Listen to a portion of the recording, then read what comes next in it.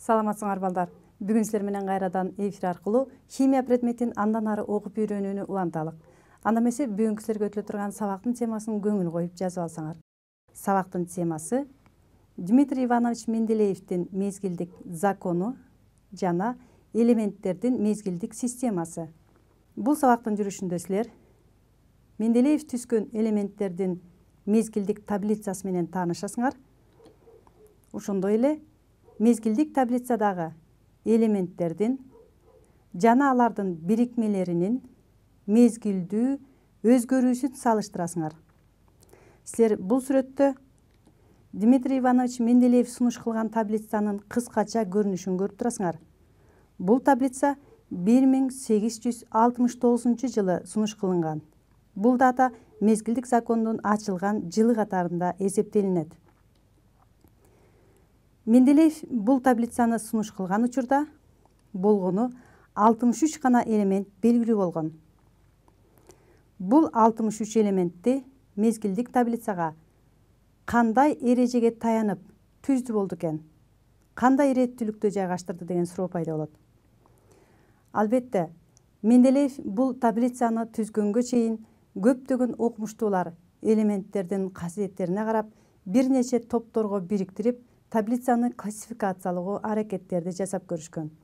Ал эми Менделеев бул окумуштуулардан айырмаланып элементтердин мезгилдик таблицасын түзүүдө эки нерсени эске алган. Ал элементтердин сандык касиетин мүнөздөй турган валенттүүлүгүн жана ошондой эле элементтердин салыштырмалуу атомдук массасынын өсүү тартибин негиз кылып алган. Анда азыр силер менен Менделеевдин сунуш кылган таблицасынын кыскача көрүнүшүн 1869 жылы сунуш кылган таблица менен азыркы учурда сунуш кылынган таблицанын айырмачылыгын салыштырып көрөлү.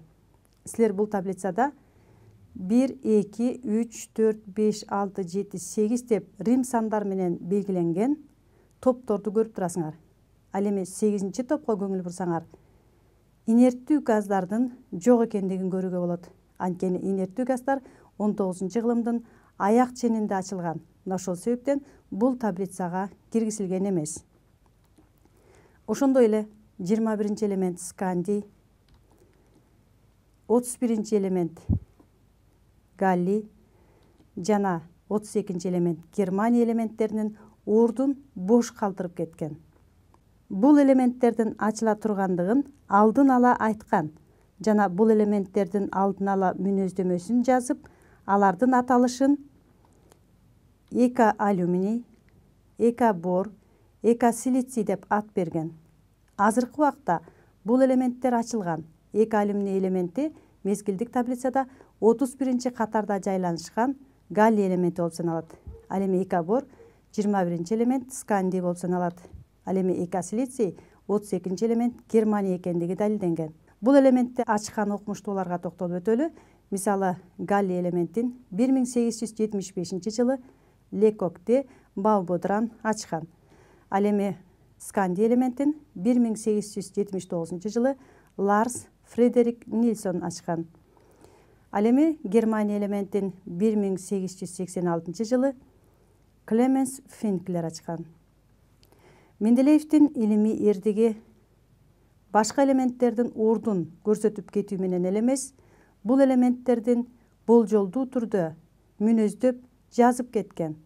Мисалы, германия элементин ал эка силиций деп ат берүү менен бирге бул элементтин болжолдуу түрдө атомдук массасын сунуштаган. Менделеевдин божомолу боюнча 1871 жылдары сунуштаган сандарга көңүл бурсак, атомдук массасы 72 экендигин айтса, кийинчерээк 1886 жылы Винклер эксперименталдуу түрдө далилдеп, анын массасы 72,32 экендигин далилдеген. Ошондой эле бул элементтин тыгыздыгын Менделеевдин болжомолдоосунда 5,5 экендигин айтса, Винклер эксперименталдуу түрдө далилдеп, ал 5,47 барабар экендигин тапкан. Демек, бул сандардын өтө жакындыгы Менделеевдин мезгилдик законду алдын ала көрө билүүсү жана анын тактыгын дагы бир жолу далилдейт. Ушундай эле анын бирикмелеринин дагы формуласын, касиеттерин мүнөздөп кеткен. Мисалы, бул элементке туура келүүчү оксиддин формуласы элемент O2 деп жазган. Же болбосо бул оксид 4 валенттүү экендигин сунуштап жатат. Кийинчерээк ал эксперименталдуу түрдө далилденип, германий O2 деген оксиди табылган. Ушундай эле бул бирикмесинин тыгыздыгын дагы болжолдуу түрдө 4,7 экендигин сунуштаса, Винклер ал 4,1700 экендигин таап далилдеген. Менделеев бул элементтин кислоталар менен аракеттенишпей тургандыгы жөнүндө ойлорунду айтып өткөн. Чындыгында эле германий элементи туз кислотасы менен аракеттенишкенде суутек газын сүрүп чыгара албайт. Ошондой эле анын хлоридтери дагы 4 валенттүү экендигин жана анын бирикмелеринин тыгыздыгын дагы алдын ала айткан.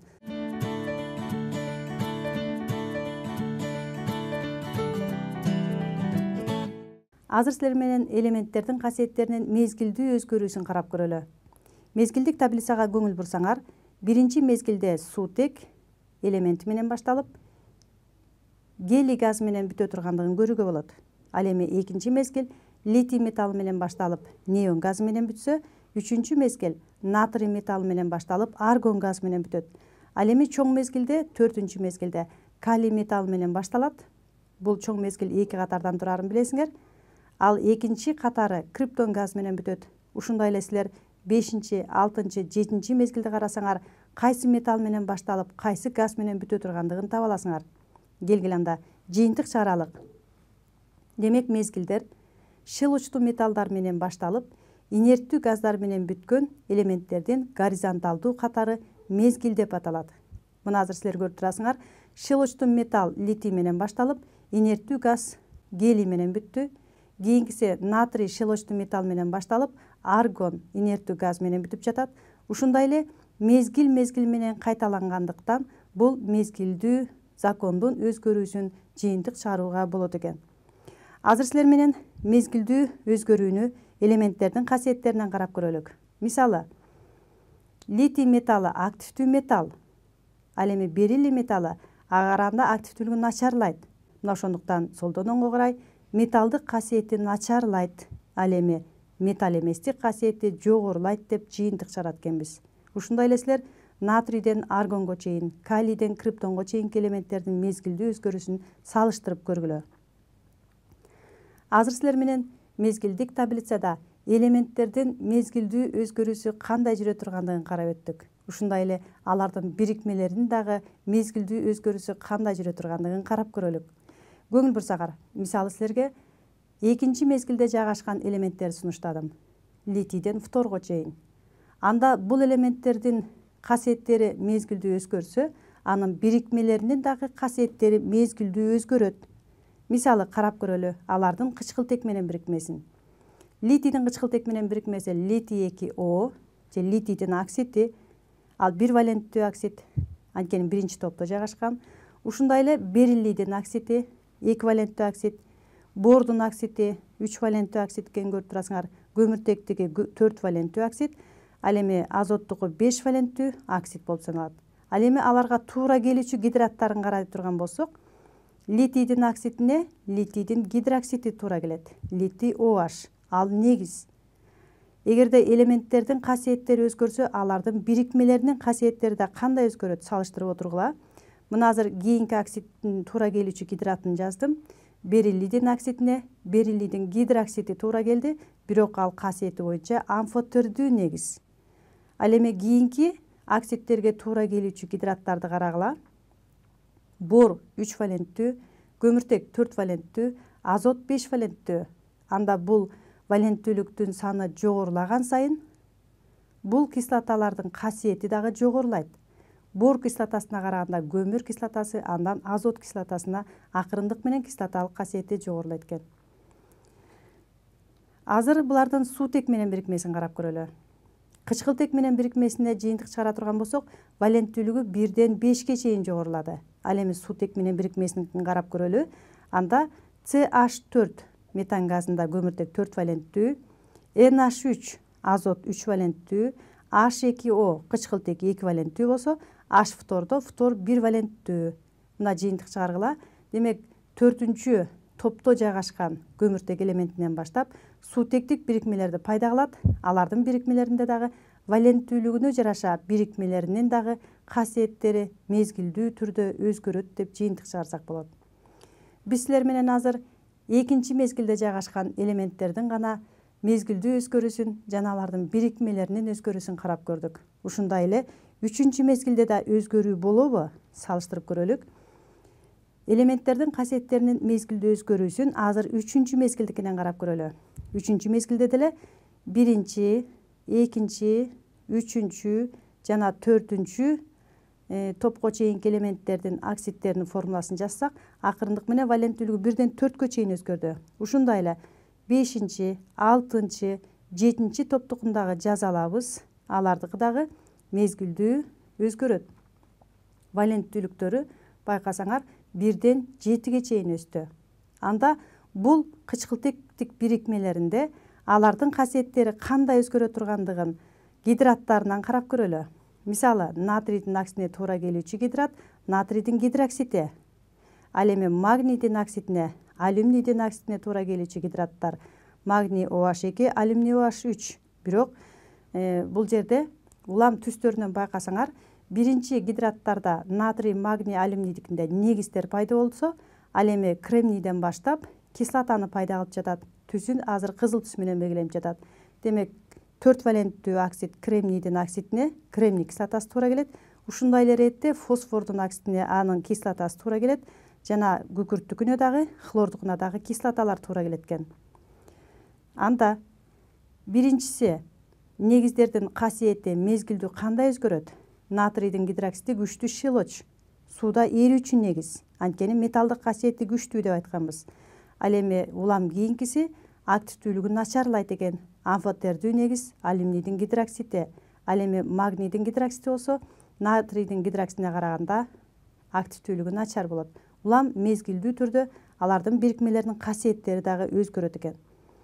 Ал эми кислоталардын күчү дагы ушундай эле ирээттүүлүктө өзгөрөт, бирок тескерисинче бул жерде кислоталык касиет жогорулайт. Мисалы, кремний кислотасына караганда орто фосфор кислотасы күчтүү. Ал эми орто фосфор кислотасына караганда күкүрт кислотасынын кислоталуулугу күчтүү. Азыр болсо суутек менен бирикмесин карап көрөлү. Суутек менен бирикмеси жогорудагы экинчи мезгилдеги бирикмелердикиндей эле валенттүүлүгү акырындык менен 4, 3, 2, 1 деп өзгөргөндүгүн көрө алдыңар. Мына ошентип элементтердин касиеттеринин мезгилдүү өзгөрүүсүн салыштырып карап көрдүк, жыйынтык чыгардык. Мына азыр силер менен мезгилдик таблицада элементтердин мезгилдүү өзгөрүүсүн салыштырдык. Элементтердин касиеттери кандай мезгилдүү түрдө өзгөрө турган болсо, алардын бирикмелеринин касиеттери дагы мезгилдүү өзгөрө тургандыгын көрдүк. Мына ушундан улам Менделеев мезгилдик законго мындай аныктама чыгарган. Анда закон менен таанышып алалы. Мезгилдик законунун аныктамасында мындай деп айтылат: химиялык элементтердин жана алардын бирикмелеринин касиеттери ал элементтердин атом массаларынын өсүшүнө мезгилдүү көз карандылыкта болот деп айткан. Азыркы убакта силер Менделеевдин таблицасынын 18 катардан турган түрүн колдонуп жүрөсүңөр. Бул таблица 18 катардан турган таблица. Сары түстөгү элементтер P элементтер деп аталат. Бул мисалдар менен кийинчерээк иштегенди үйрөнөсүңөр. Булар металл эместер. Кызыл түстөгү элементтер S элементтер деп аталат. Эмне үчүн S элементтер деп аталат, кийинчерээк таанышасыңар.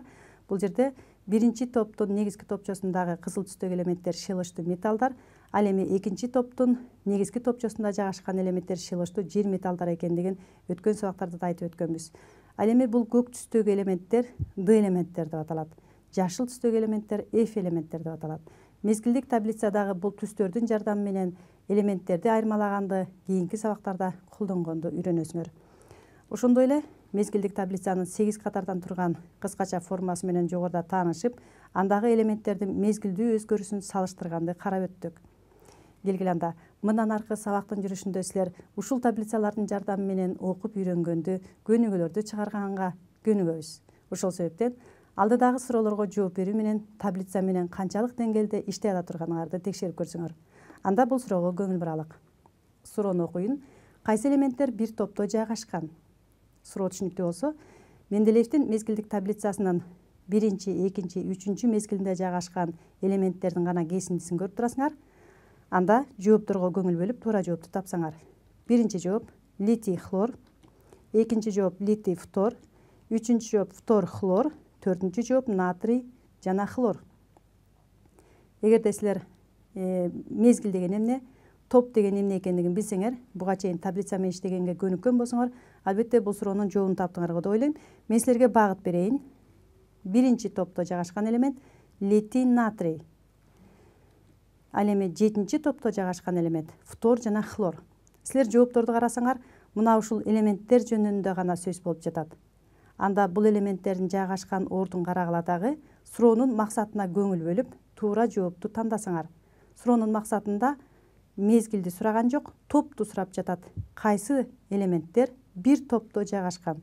А бирок суроонун максатына көңүл бурсаңар, бир топто жайгашкан элементтерди сурап жатат. Ал эми жооптордо силер мындай окшош жоопту үчүнчү жооптон гана көрүп турасыңар. Фтор жана хлор. Ал эми литий, натрий экөө тең жазылган жоопту көрө алган жоксуңар. Мына ошондуктан туура жооп үчүнчүсү болуп саналат. Дагы бир суроого ойлонуп көрөлү. Бул жерде реакциянын теңнемеси берилген. Теңнемени карап туруп силер X элементи канча валенттүү экендигин билсеңер, албетте суроого жооп бере аласыңар. Мен силерге жоопту сунуштайм. Биринчи, реакциянын теңнемесиндеги X элементине туура келүүчү элементтердин тобу кайсы деген суроо берилген. Жоопторду сунуштайм. Литий, натрий, бериллий, магний, литий, бериллий, натрий, магний. Силер жоопторду көргөндө кайсы элементтер экендигин таптыңар. Мен силерге таблицадан көрсөтүп коеюн. Литий, натрий жөнүндө сөз болуп жатат, жана бериллий, магний жөнүндө сөз болуп жатат. Силер бул 4 элементтин ичинен кайсынысын теңнемедеги X-тин ордуна кое алат элеңер. Албетте эгерде силер валенттүүлүктү билсеңер, туура жоопту таптыңар го деп ойлойм. Анткени литий, натрий бир валенттүү. Ошол себептен бир валенттүү гидроксид пайда болот дагы, 2 моль гидроксид пайда болуп, 1 моль газ бөлүнүп чыгат. Анда бул мисалдарды дагы бир жолу далилдеп карап коелук. X-тин ордуна силер литий металлын кое аласыңар. Щелочный металл. Натыйжада литийдин гидроксид пайда болуп, сутек газ бөлүнүп чыгат. Бул реакциялардын теңнемелери силерге тааныш. Бул жерде литий бир валенттүү. Ошондой эле X-тин ордуна силер натрий металлын да кое аласыңар. Натрий да бир валенттүү. Жана калий металлын да кое аласыңар. Анткени калий да бир валенттүү. Демек жыйынтык чыгара турган болсок, щелочтуу металлдар литий, натрий, калийди коюу менен бул реакциянын теңнемесин түзө алат экенсиңер.